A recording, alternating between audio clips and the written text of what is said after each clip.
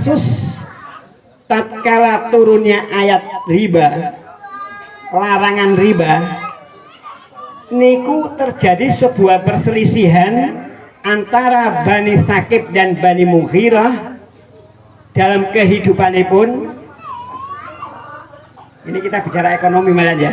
Ternyata ini dua contoh ini saya angkat, ternyata itu membahas masalah ekonomi. Kang Baso, melas. Jadi zaman Rasulullah ternyata ekonomi itu sudah menjadi sesuatu yang penting. Sampai hari ini insya Allah apapun yang dilakukan itu ekonomi.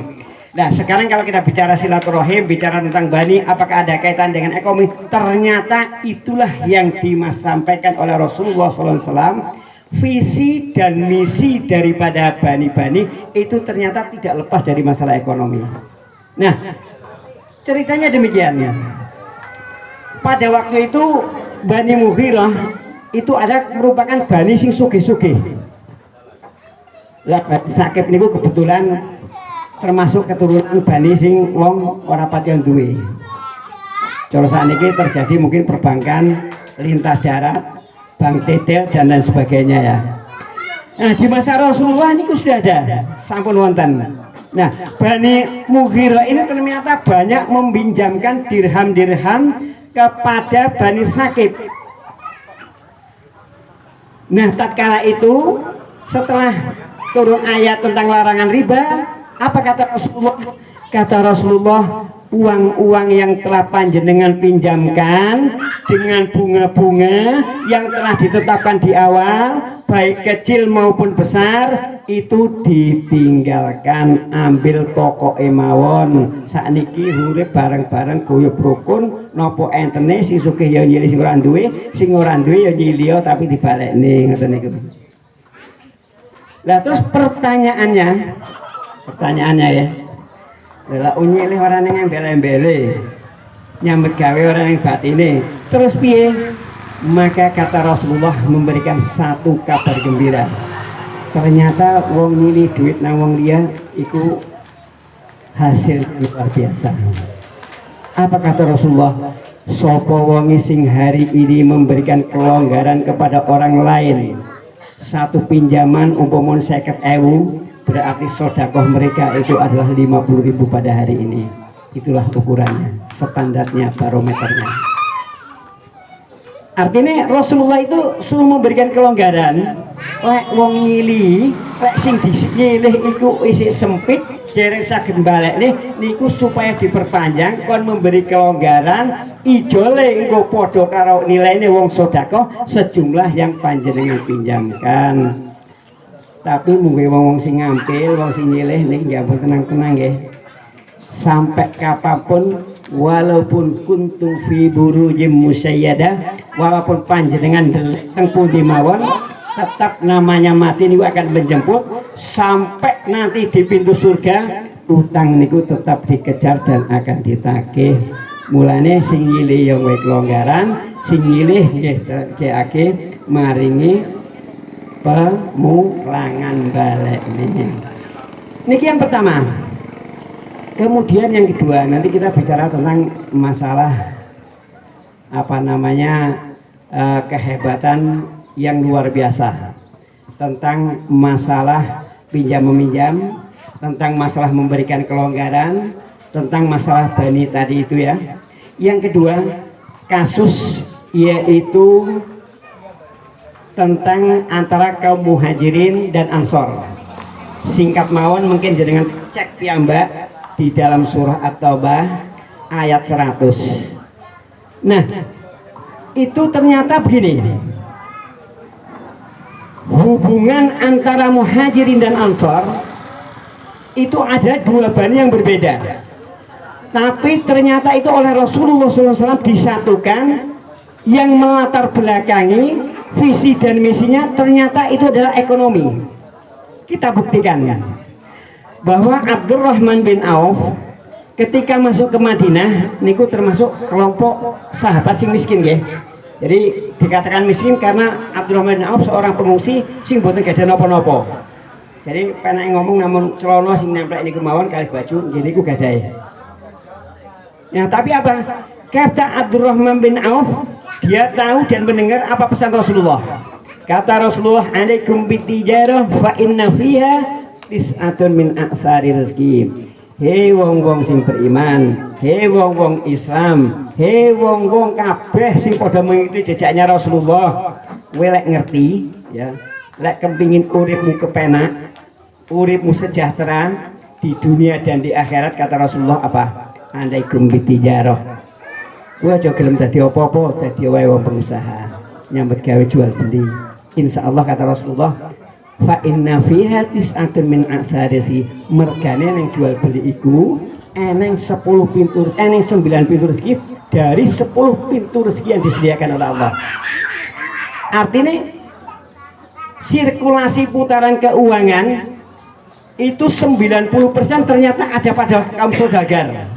Nah, Abdurrahman bin Auf dalam rangka menyambut pertemuan antara Bani yang dari Madinah dan Mekah, itu memilih dia menjadi kaum pedagang. Singkatnya ngomong, belum beberapa lama akhirnya Abdurrahman bin Auf itu menjadi orang yang terkaya pada waktu itu. Nah, ngantek satu cerita, satu asar menjelaskan, tatkala Abdurrahman bin Auf menjadi orang yang terkaya, dia itu sekarang nopo visi misinya, ternyata dia secara makro membuka ekonomi secara nasional. Terus ini secara nasional ya. Wong-wong Madinah niku primitif. Lek cara duwe napa namanya panenan teo cukup dipendem pasir ben dinggo oleh sasi ngarep. Dipangan sasi ngarep. Nah, Abdurrahman bin Auf niku pinter. Semua panenan-panenan yang ada di Madinah pada waktu itu semuanya diekspor keluar. Nah, akhirnya meningkat ekonomi orang Madinah. Nah, ketika kembali ke Madinah, siapa itu? Si Abdurrahman bin Auf membawa barang-barang yang dari luar, pakaian, selimut dan lain sebagainya. Inilah kehebatan si Abdurrahman bin Auf. Nah, terus singkat cerita, Abdurrahman bin Auf tidak lama itu sudah menjadi saudagar terkaya di Madinah pada waktu itu. Sampai-sampai Abdurrahman bin Auf saking sugih bingung. Dunia gue tak gua neng endi ya. Lah bingung arep gua neng endi. Lah sakniki ana sing simpen teng pundi ya. Abdurrahman bin Auf boten ajeng digawak teng pundi. Nah, akhirnya Abdurrahman bin Auf itu punya inisiatif. Karena pada waktu itu panen raya kurma ya. Akhirnya Abdurrahman bin Auf ini kalau dijual keluar tidak laku karena saking akeh panenan, bingung. Regane murah. Nah, apa kebijakan Abdurrahman bin Auf? Akhirnya semua satu kota Madinah ditebas oleh Abdurrahman bin Auf, kurma-kurma itu ditimbun.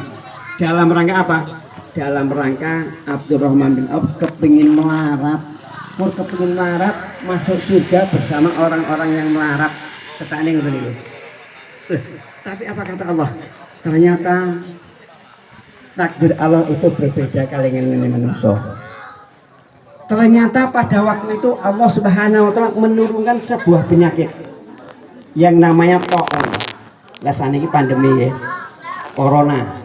Cara saniki pandemi. Nah, itu diturunkan di daerah Yaman. Lah, tatkala Yaman diserang sebuah penyakit taun, si rajanya ini bingung. Apa obatnya? Nah, ternyata ditemukan dari beberapa tabib sing iso ngobati kuwi kurma sing wis bosok-bosok. Lah, kurma yang membusuk itu yang bisa untuk mengobati. Akhirnya apa? Si raja itu mengutus utusan cari ke Madinah, ke Mekah, di mana ada kurma yang busuk. Beli dia 10 kali lipat. Akhirnya napa? Akhirnya Abdurrahman bin Auf ora tambah ngarep, tambah sugih 10 kali lipat. Kurma sing ditampung ben menawa dibeli oleh raja dari Yaman untuk mengobati pandemi dengan harga 10 kali lipat. Allahu Akbar. Ini takdir Allah Subhanahu wa taala. Nah, terus kita lanjutkan. Saat ini kita bicara silaturahim, membangun dua bani ya. Membangun dua bani itu ternyata itu adalah merupakan jembatan. Kita pengen ngomong jembatan supaya kita ini urip kepenak, panjang umur, murah rezeki, akeh rezekine. Karek yakin napa mboten? kita buka lembaran. Rasulullah sallallahu alaihi wasallam ngendika, sapa wonge sing pengin dawa umure, akeh rezekine, penak uripe nang dunya lan akhirat. Apa kata Rasulullah? Fal yasil rahimahu, sambunglah silaturahim antar bani-bani antar saged bani teng mriki, sambung seluruhnya. Itu kata Rasulullah. Lek orang beriman harus yakin, lek orang yakin silakan belajar lagi. Ngoten nggih. Engko nanti kabar-kabar keng seneni kan. Nah, baiklah sedulur-sedulur sedaya yang dimuliakan oleh Allah Subhanahu wa taala. Allah Subhanahu wa taala telah memberikan satu motivasi kita supaya meniti ya. Silakan nanti dibuka di dalam surah Al-Qiyamah ayatnya 25. Di sana dijelaskan sapa wonge sing berbuat sebuah kebaikan. Satu kebaikan itu minimal kata Allah Subhanahu wa taala mereka akan diganjar, dibalas asrota adzaafin 10 kali lipat. Itu minimal. Mulai kita doakan gini ya. Kita doakan niki sinten sing nyate keluarga almarhum ya, almarhumat ini dengan menyediakan sekian banyak. Ini minimal kata Allah 10 kali lipat nanti akan diganti oleh Allah Subhanahu wa taala. Allahumma termasuk panjenengan sedaya nggih mengaten yang dikeluarkan untuk transport dan lain sebagainya, waktunya insya Allah itu oleh Allah akan diganti 10 kali lipat di dalam surah Al-Qiyamah ayat 25. Bahkan Allah Subhanahu wa taala tidak berhenti sampai di situ. Memberikan satu motivasi silaturahim, beramal kebaikan bisa dilipatkan menjadi 700 kali lipat. Ayat ini ya. Bahkan Allah nggak berhenti saya di situ. Ada kehebatan-kehebatan, ada misi-misi rahasia. Allah melemparkan satu misi-misi rahasia yang barangkali kita ini belum yakin. Apa kata Allah? Orang beramal, wong sing sodako, wong sing silaturahim dan lain sebagainya, kata Allah yang terakhir puncaknya misi rahasianya Allah apa itu? Yaitu wallahu yudha'ifu liman yasha. Allah bakal melipat gandakan tanpa batas kepada siapa yang dikehendaki. Allahumma. Jadi mbuh siji mbuh loro mungkin enten sing muncul wallahu yudha'ifu liman yasha, dilipat gandakan tanpa batas. Tapi bukan 1 2, insya Allah mudah-mudahan kita sedaya baik yang dari Bani Ali Usman maupun bani-bani yang lain nanti oleh Allah Subhanahu wa taala dilipatkan berkali-kali. Allahumma amin. Sekian kurang lebihnya perkenalan saya. Kalau misalnya sementara di sini di Ponorogo, monggo kula aturi pinarak, wae enten sing mbisiki lek ning Ponorogo monggo. Jadi kalau ada yang menghendaki di Ponorogo acaranya monggo. Saya tidak nyuruh kan ini ya. Tapi monggo. Sekian. Ya pangapunten saderengipun, kurang lebihnya mohon maaf. Akhirul kalam, wassalamualaikum warahmatullahi wabarakatuh. Waalaikumsalam warahmatullahi wabarakatuh. Waalaikumsalam warahmatullahi wabarakatuh.